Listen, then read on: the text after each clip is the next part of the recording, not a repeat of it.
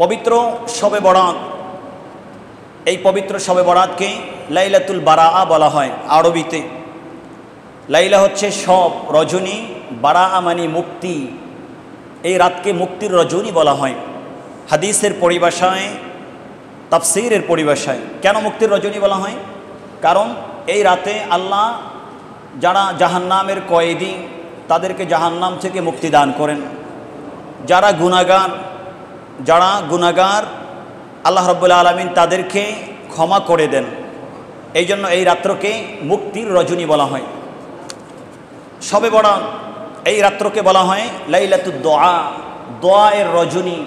অর্থাৎ এই রাতে প্রত্যেকটি বান্দা রব্বে করিমের দরবারে বেশি বেশি করে দোয়া করবেন। আল্লাহ রাব্বুল আলামিন ওয়াদা করেছেন, যে ব্যক্তি এই রাতে বেশি বেশি দোয়া করবে, যে বিষয়ই দোয়া করবে, আল্লাহ রাব্বুল আলামিন তার দোয়াকে তিনি কবুল করে নেবেন। এই রাত্রকে লাইলাতু আল কিসমা বলা হয়। কিসমা শব্দের অর্থ হচ্ছে বন্টন। আল্লাহ রাব্বুল আলামিন এই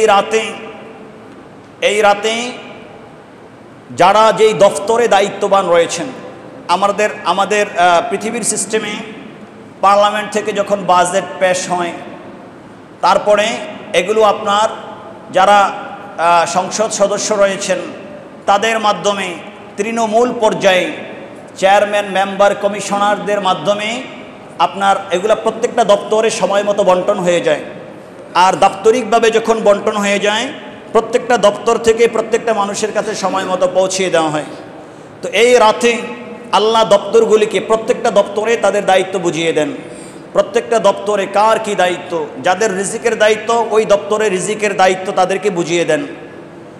এভাবে যার যে রকমের দায়িত্ব রয়েছে, যে কাজ রয়েছে, আল্লাহ বন্টন করে দেন প্রত্যেকের। আমার অংশে কি রয়েছে, আপনার অংশে কি রয়েছে, এই রাতে শবে বরাত বা বরাতের রাতে এটা বন্টন হয়ে যায়। এই জন্য এই রাত্রকে বলা হয় লাইলাতু আল কিসমা, বন্টনের রজনী।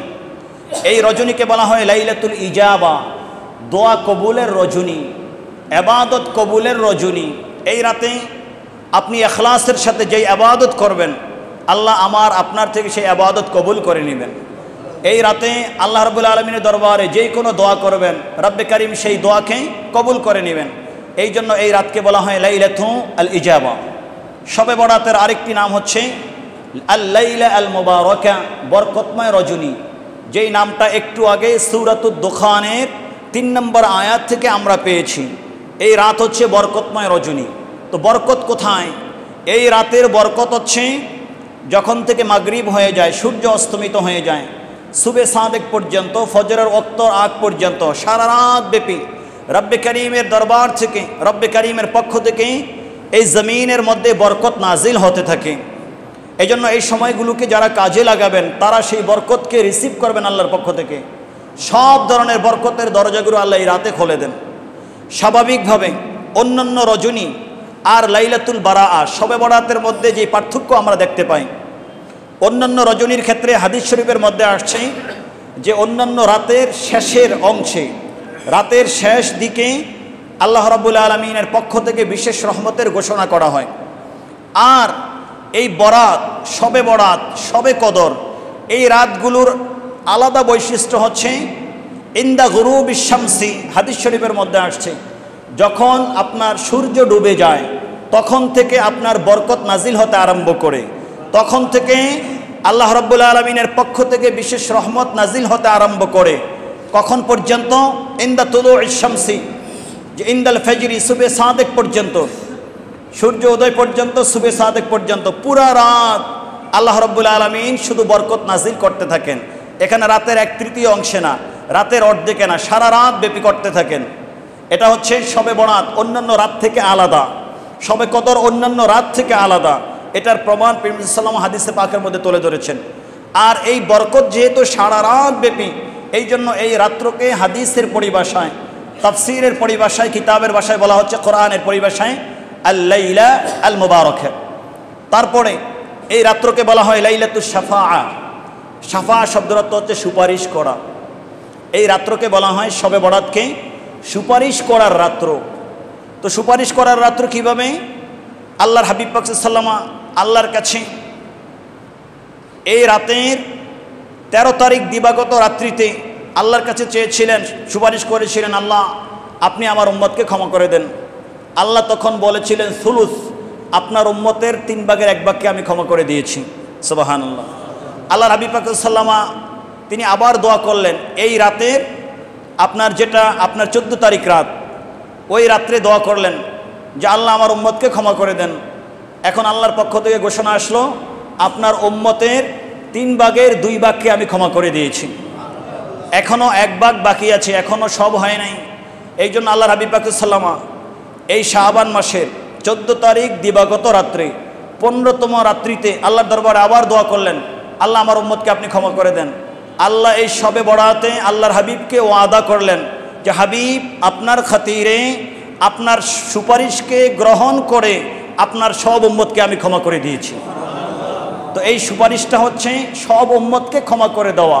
এই সুপারিশটা হচ্ছে 14 তারিখ শাবান মাসের 14 তারিখ দিবাগত রাত, যেটাকে লাইলাতুন নিসফ বলা হয়, যেটাকে শবে বরাত বলা হয়, সেটা হচ্ছে আজকে দিবাগত রাত্রি। এই জন্য এই রাত্রিটাকে বলা হয় লাইলাতুল শাফাআ, সুপারিশের রাত্রি। এই রাত্রটাকে বলা হয় লাইলাতুল গুফরান ওয়াল ইতকু মিনান নিরান, ক্ষমার রাত্রি, জাহান্নাম থেকে কয়েদীদেরকে মুক্তি দেওয়ার রাত্রি। এই রাত্রিতে আল্লাহ জাহান্নামের কয়েদীদেরকে মুক্তি দান করবেন। এই রাত্রি আল্লাহ রাব্বুল আলামিন মানুষগুলোকে ক্ষমা করবেন।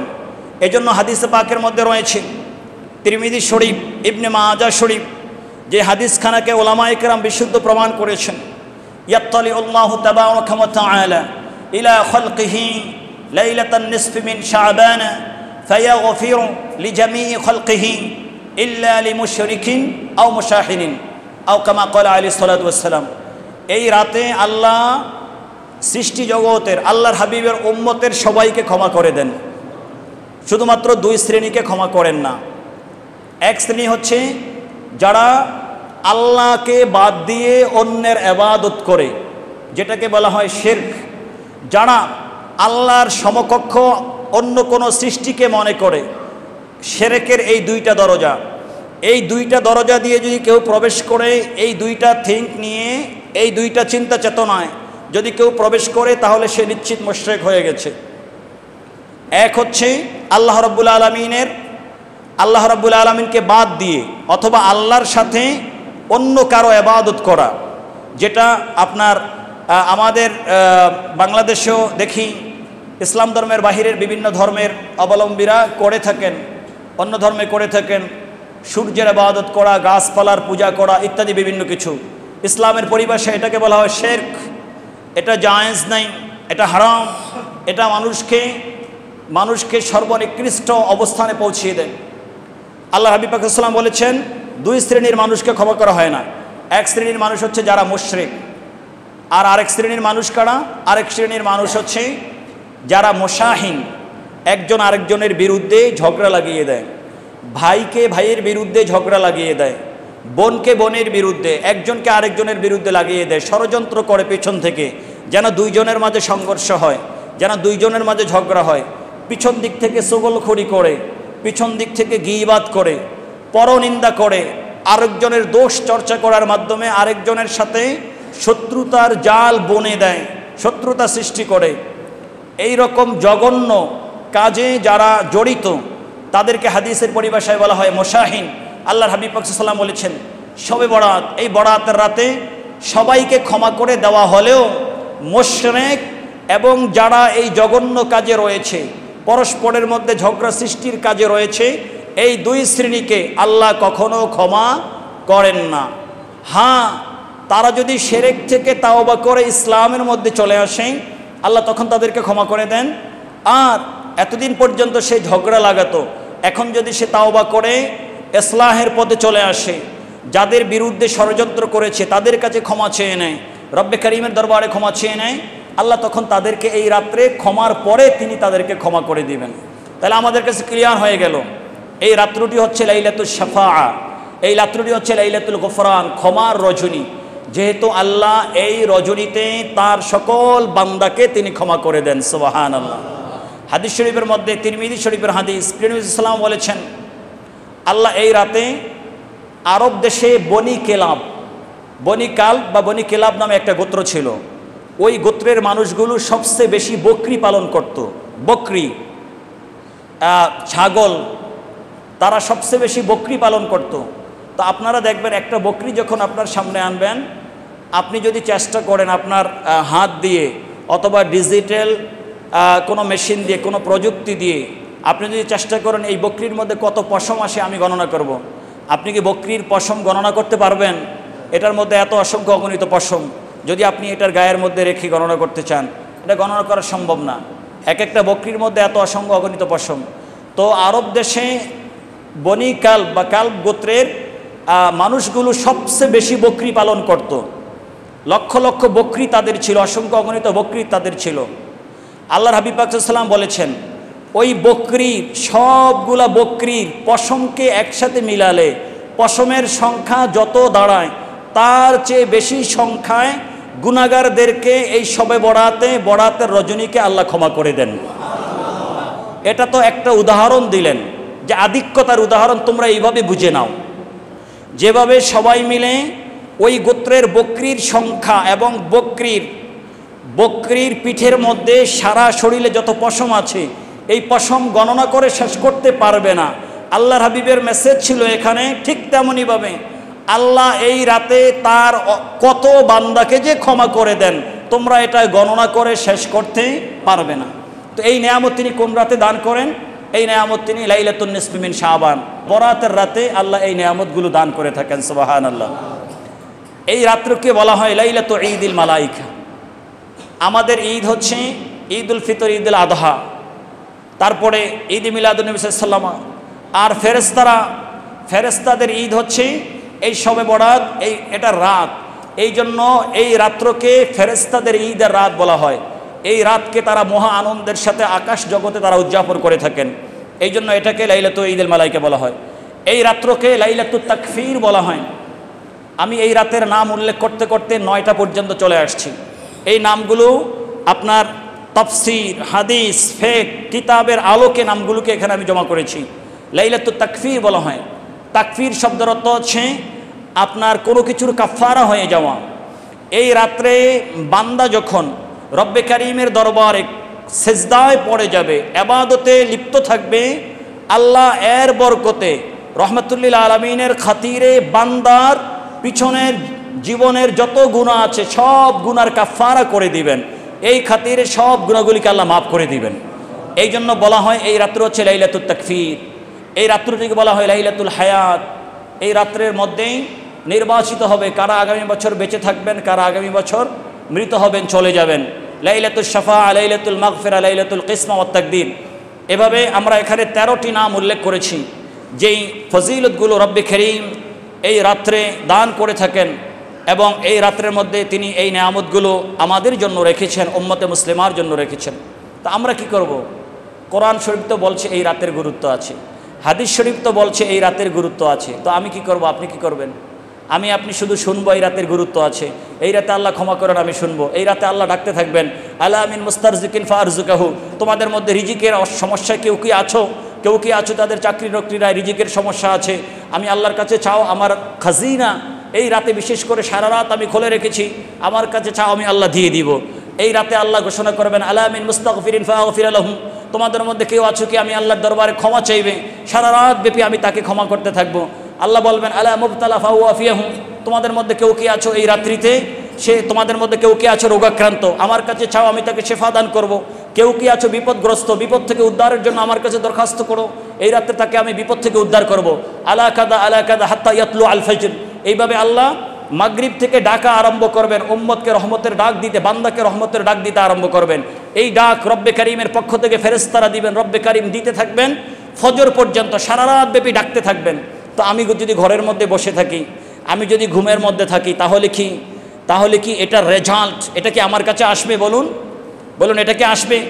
তাহলে যখন বলা হচ্ছে কেউ কি আছো গুনাহ করেছো, আমার কাছে ক্ষমা চাও, আমি ক্ষমা করব, তাহলে আমার কাজ কি হবে? আমি যদি আল্লাহর দরবার থেকে ক্ষমা লাভ করতে চাই, তাহলে এই রাত্রি জেগে জেগে আল্লাহর দরবার ইস্তেগফার করতে হবে, তাওবা করতে হবে, তাইলেই তো ক্ষমা আসবে। আমার রিজিকের দরকার হলে আল্লাহর দরবারে সারা রাত আল্লাহর দরবারে মুনাজাত করে আল্লাহর দরবারে আহ্বান করবো, আল্লাহ আমার রিজিকের সমস্যা, হালাল রিজিকের দরজাগুলো বন্ধ হয়ে আছে, আপনি আমার জন্য আপনার গায়েবী খাজিনা থেকে, ধনভাণ্ডার থেকে হালাল রুজির ব্যবস্থা করে দেন।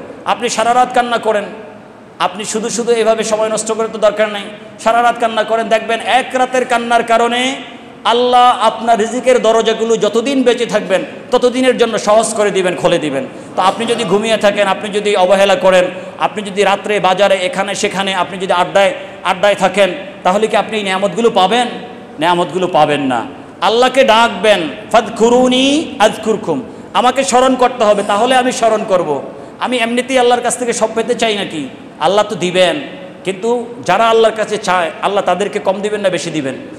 বেশি দিবেন। লা ইন শাকারতুম লা আযীদান্নাকুম, আমি তোমাদেরকে দিচ্ছি, এটার জন্য শুকরিয়া করো, আরও বেশি করো, দেখবে লা আযীদান্নাকুম, আমি তোমাদেরকে দিতে দিতে এত বেশি দিব তোমরা গণনা করে শেষ করতে পারবে না। সুবহানাল্লাহ। তাহলে আমরা যদি এই রাতে, এই বরকতময় রজনী, শবে বরাতের মতো যে রাতগুলো আছে, এই বরকতময় রজনীতে যদি আমরা ঘুমে কাটিয়ে দিই, অবহেলায় কাটিয়ে দিই, তাহলে এই রাতে আল্লাহর পক্ষ থেকে যে স্পেশাল ব্লেসিং আসছে, স্পেশাল যে নিয়ামত আসছে, এগুলো কি আমরা পাবো না। এই জন্য আসুন, আমি সংক্ষিপ্ত সময়ের মধ্যে কোরআনের আলোকে, হাদিসের আলোকে, তাফসীরের আলোকে আমি যে আলোচনাগুলো করেছি শবে বরাতের ব্যাপারে, আসুন আমরা এই আলোচনাগুলোকে প্রথমে অনুধাবন করে আজকে রাত থেকেই যদি আমার জীবনে এমনটা হয় যে আমি ইতিমধ্যে কোনো শবে বরাত আমি উদযাপন করি নাই। উদযাপন মানে আপনার নাচ গান করা না, উদযাপন মানে রব্বে কারিমের কুদরতি কদম মোবারকে মসজিদে, বাড়িতে, যেখানে সুযোগ পান সেখানে এই রাতের উদযাপন হচ্ছে সারা রাত ব্যাপী ইবাদত করবেন। এছাড়া অন্য কোনো উদযাপন এই রাতে নাই। ইবাদত নামাজ হতে পারে, ইবাদত কোরআনে কারীম তেলাওয়াত হতে পারে, ইবাদত দরুদ সালাম হতে পারে, ইবাদত মিলাদ শরীফের মাহফিল হতে পারে, ইবাদত হামনাত হতে পারে, ইবাদত দান সদকা হতে পারে, ইবাদত আপনার বাবা মার কবরের পাশে দাঁড়িয়ে কবর জিয়ারত হতে পারে, ইবাদত সকল ভালো কাজ হতে পারে, একজন বিপদে পড়ে আছে তার পাশে গিয়ে তাকে সহায়তা করা, এটা ইবাদত হতে পারে। আপনার বাড়ির পাশে একজন অসুস্থ রোগী, তার পাশে গিয়ে তার খোঁজখবর নেওয়া, এটাও ইবাদতের অন্তর্ভুক্ত। আপনার বাড়ির পাশে কেউ ক্ষুধার্ত, তার বাড়িতে খাদ্য নিয়ে যাওয়া, এটাও ইবাদতের অন্তর্ভুক্ত। তো শবে বরাতে সারা রাতটা এই ধরনের নেক আমলের মাধ্যমে যারা উদযাপন করবে তারাই রব্বে কারিমের দরবার থেকে আজকে রাত্রে মহান নেয়ামত পাবে এবং ক্ষমাপ্রাপ্ত হবে। আল্লাহ যেন আমাদেরকে তাদের অন্তর্ভুক্ত করেন, বলুন আমিন।